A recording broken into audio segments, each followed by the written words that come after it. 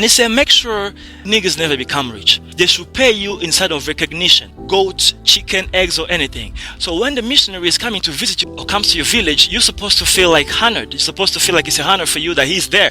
You give him your chicken, your goat, your eggs. And remember, he had already impoverished you. They've already taken away all your things. You were just poor. And the little goat you have, the small goat you have, the little wealth that you have, you goat, your chicken, you give it again to the missionary when he goes back. He takes it to the convent. He goes to enjoy with all he has.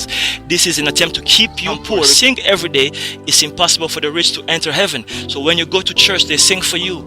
It's impossible for the rich to enter heaven. You begin to feel comfortable in your poverty. You begin to love your poverty. And he continues and say, make them pay tax each week at Sunday Mass. I don't know what he's talking about. You know what he's talking about. Use the money supposed for the poor to build flourishing business centers. Institute a confessional system which allows you to be good detectives, denouncing any black person that has a different consciousness contrary to that of the decision maker.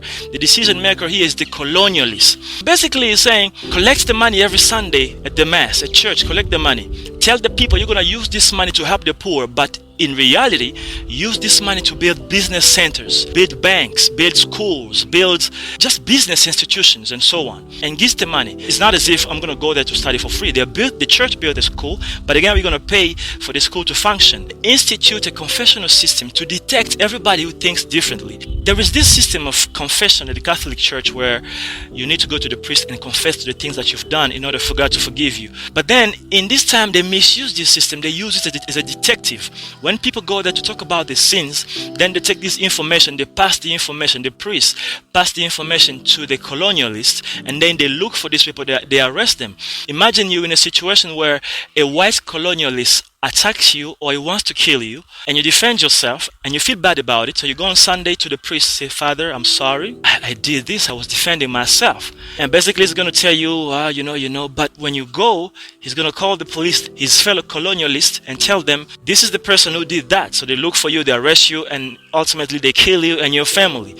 So they've been using this confessional system as a detective, as a police, and he's the one who told them to use it this way. Now, how do they use it today? I don't know. But just the fact that it originates from this wicked thing, this is something we really need to reason. Do we really need to keep it that way? I don't know. And people who had a different consciousness, people like me, this is where they would have gotten us, because we go there and talk about the things we do, and they arrest us and they finish us. You know what I'm saying? He continues to say, teach the niggas to forget their heroes and to adore only ours. Yes. In history at school, they only teach us about the white heroes, white kings, white colonialists, white explorers, and so on. They never teach us about our own people. We only know about white philosophers. We don't know about our own philosopher. They never even told us that most of these white philosophers studied in Africa from black people. They don't talk to us about this because they don't want us to love ourselves, to love our heroes. Because when we love our heroes, we're going to look up to them. We're going to do like them. People like the Lumumba, Thomas Sankara are regarded like evil. You know what I'm saying? We shouldn't love them. We shouldn't adore them. But we adore the Napoleons, the people that are useless to us as a people. And we even see this. Look at the names of the saints in the church. All the saints are almost white. And when they baptize black people, they give us European names. They want to Europeanize us. They don't want us to be proud of being ourselves. This is a big problem.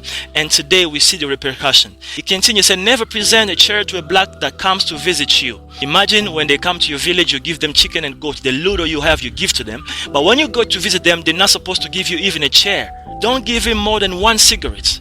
Nobody wants your cigarettes, Mr. Leopold. We want to stay healthy. Never invite him for dinner, even if he gives you a chicken every time you arrive at his house. This is wickedness of the highest level. You teach me to be kind to you, but you are being wicked to me on purpose. This is how we lose. This is how we lost everything. And this continues today. The relationships between our countries and these countries, whereby you need to act good and right to them, but when it is up to them, they never prioritized us. This comes from here. Today, this letter is here. This letter is true. This letter is here to open our minds. When you look at everything the way it's happening today, do we find anything that still comes from here and we continue to practice today? This letter was designed to teach black people to oppress fellow black people, to teach white people to oppress black people. So we have no chance with this one. Do churches still today continue to carry this mandate? Do they still carry some resemblances here, some practices? Second question is, are pastors aware? Are they aware of the origin of most of these practices they continue to practice today? We talked about them here. Are they aware? How can we change things? How can we make things for the better? Now this is up to you. This is up to you. Thank you very much. The goal of this podcast is just to share the knowledge, to open the mind